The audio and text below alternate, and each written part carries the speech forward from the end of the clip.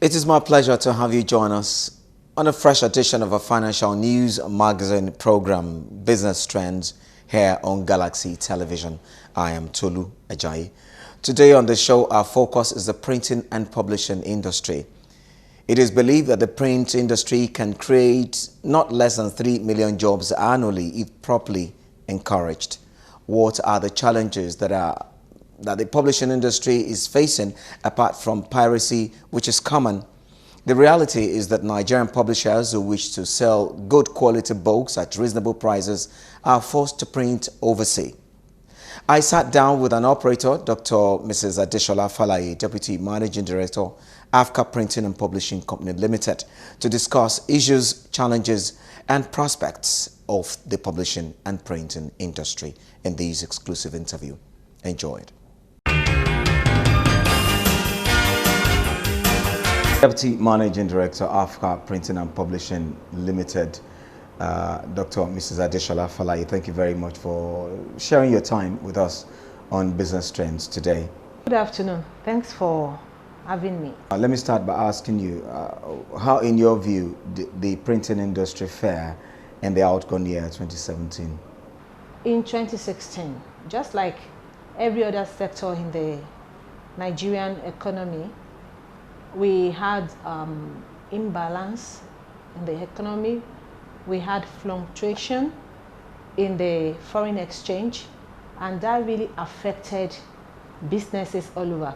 Printing businesses in particular, because printing is heavily dependent on importation, and so we rely on foreign exchange for most of our purchases, and the instability really affected us. You couldn't project. You had to base your quotation on maybe a daily or 2 days market prediction.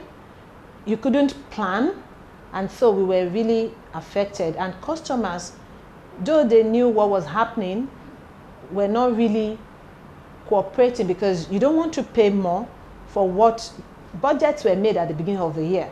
So no company would, or most companies were not really going to shift that much to match printing requirements. So we had that, it was a bit difficult, and a lot of printing companies made loss.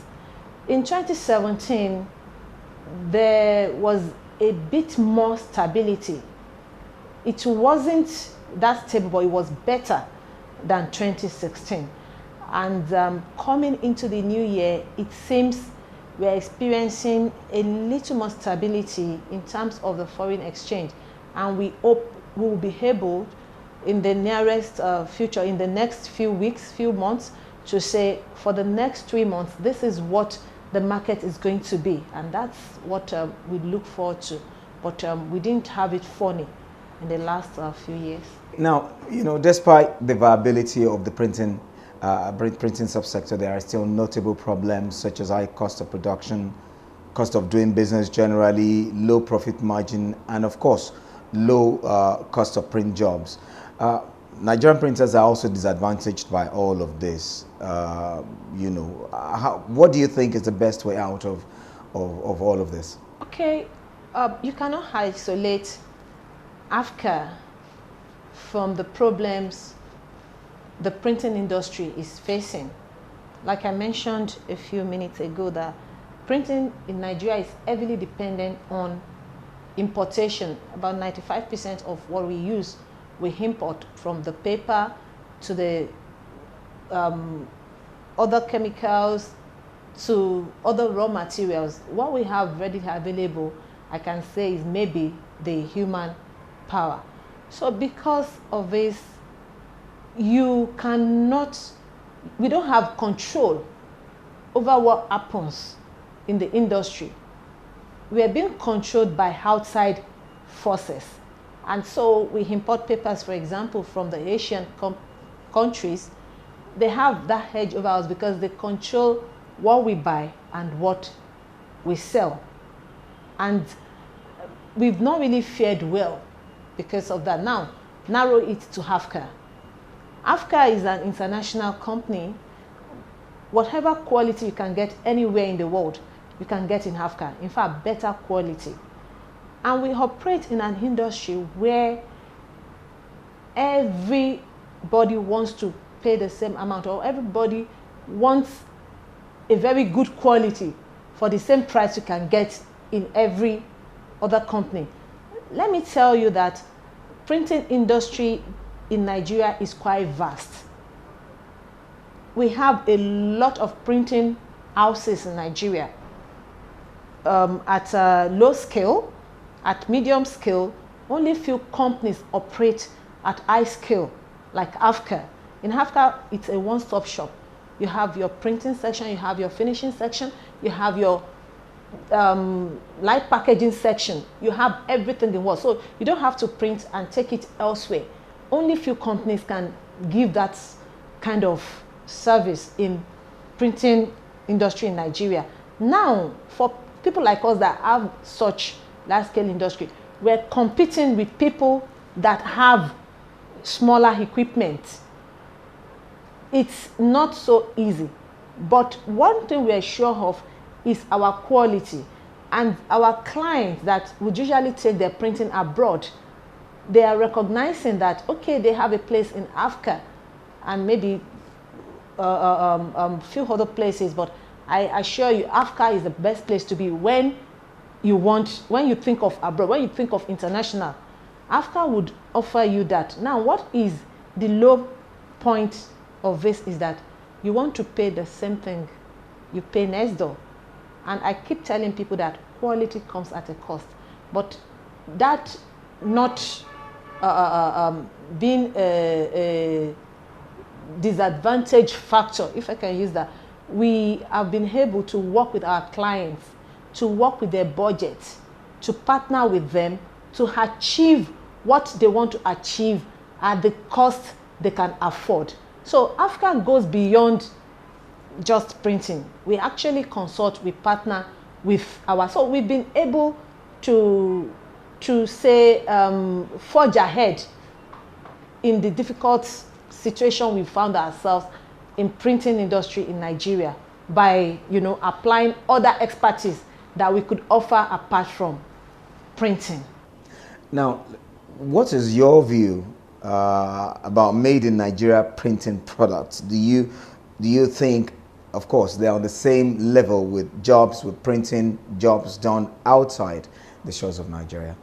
Printing industry in Nigeria provides a large bulk of employment, for example, because according to some statistics, which have not verified the fact, I learned that Nigeria has the highest of companies in the printing industry. That is, the printing industry in Nigeria is more than most other countries. If this is the case, then that means Nigeria printing industry is providing a large scale, is providing a lot in terms of the economy, in terms of workforce, in terms of generating capital. And so it is an industry that should be given attention by the government and by large business conglomerates, because printing industry is one industry that accommodates high level, medium level, and low level workforce. It's in a printing industry you find a professor running a printing company, a PhD holder, people that are not educated at all, and people that are minimally educated. So it's an industry that brings together different sets of people. This is where one of the industries that the government needs to pay attention to boost the economy of this country. And how can they do it? I will use Asia, India as an example. in India, the government actually subsidizes their printing industry, their printing equipment. In some cases, they set up the companies for people to work, to run, and they help the companies raise funds, and that's why they are able to produce at large quantity and import to places like Nigeria for cheaper price than you get it in Nigeria. It's not because they are not or we are not doing what they are not doing. The only difference is that the government is helping them, number one, with raw materials, with setting up the companies. Their infrastructures are more stable than Nigerian infrastructure. For example, you know what it takes to run diesel, to run alternative power in Nigeria. They don't have that problem. So it's a matter of, are we competing on the same level? No. In fact, even you see that the Haitian companies in Nigeria, they even still get their raw materials cheaper than us, because what we pay on duties, for example, are enormous than what, than for example, when you bring papers to the country, you pay a lot of duties on them. I think about last year or the year before, they reduced the duties paid on paper supply to Nigeria. But despite that, we still pay a lot. And this is in comparison to when you take your job to India, for example. They roll it out for you, they bring the books back. You don't pay any duty on it.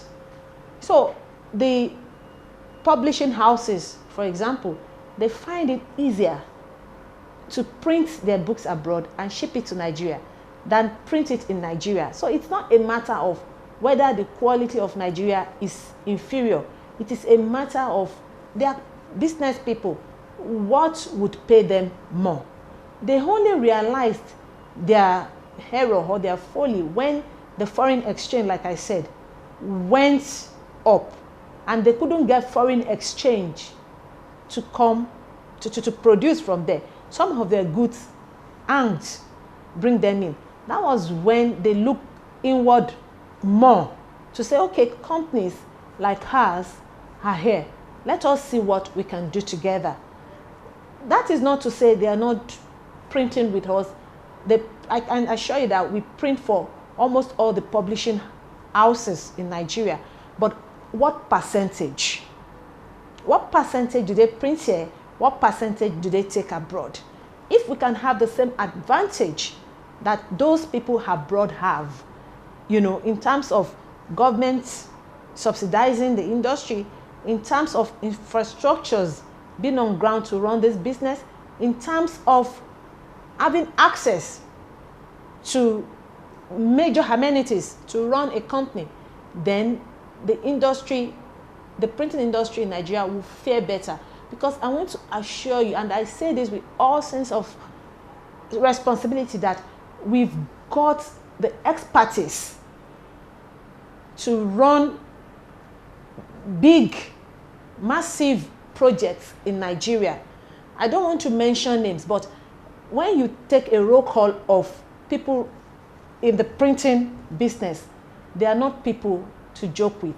They are people that have the expertise, experience to run a printing company. But we may not be able to compete. We may not be able to do well if some things are not in place. And those are the things, and those are some of the things I've mentioned. Now, you'll agree with me that a lot of companies have left Nigeria for places like South Africa, Ghana, because of, you know, especially power sector issues. Because of power, nobody wants to operate in a society where you'll be running at a loss almost on, you know, a yearly basis. What has your organization done differently to still remain afloat?